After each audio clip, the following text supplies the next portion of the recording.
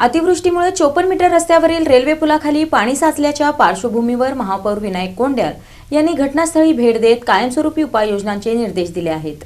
अतिवृष्टीमुळे 54 मीटर रस्त्यावरील रेल्वे पुलाखाली मोठ्या प्रमाणात पाणी साचून वाहतूक विस्कळीत झाल्यानंतर सोलापूर महानगरपालिकेने तातडीने पाणी उपसून रस्ता वाहतुकीसाठी खुला केला। या पार्श्वभूमीवर महापौर विनायक कोंड्याल यांनी सोमवारी सकाळी घटनास्थळी भेट देऊन परिस्थितीची पाहणी केली। यावेळी नगर अभियंता सारिका अकुलवार तसेच सहाय्यक अभियंता प्रकाश दिवाणजी उपस्थित होते। महापौरांनी अधिकाऱ्यांकडून पाणी साचण्यामागील कारणांची माहिती घेत भविष्यात अशा परिस्थिती निर्माण होऊ नये यासाठी 54 मीटर रस्ता परिसरात कायमस्वरूपी आपत्कालीन यंत्रणा उभारण्याचे निर्देश दिले। तसेच पाणी उपसा करण्यासाठी आवश्यक पंप, यंत्रसामग्री आणि मनुष्यबळ कायम उपलब्ध ठेवण्याच्या सूचना देत पावसाळ्यात शहरातील पाणी साचणाऱ्या ठिकाणी तातडीने कार्यवाही करण्यासाठी सर्व विभागांनी समन्वयाने काम करावे असे आदेश त्यांनी दिले। सोलापूर शहरामध्ये काल जे अतिवृष्टी झाली त्या अनुषंगाने सोलापूर महानगरपालिकेची यंत्रणा या ठिकाणी सज्ज होती आणि ती कामाला लागून या ठिकाणी जे काही पाणी थांबलेलं होतं ते पहाटेपर्यंत पूर्ण या ठिकाणी डिझॉल्व करून हे पाणी घालवण्यात आलेलं आहे।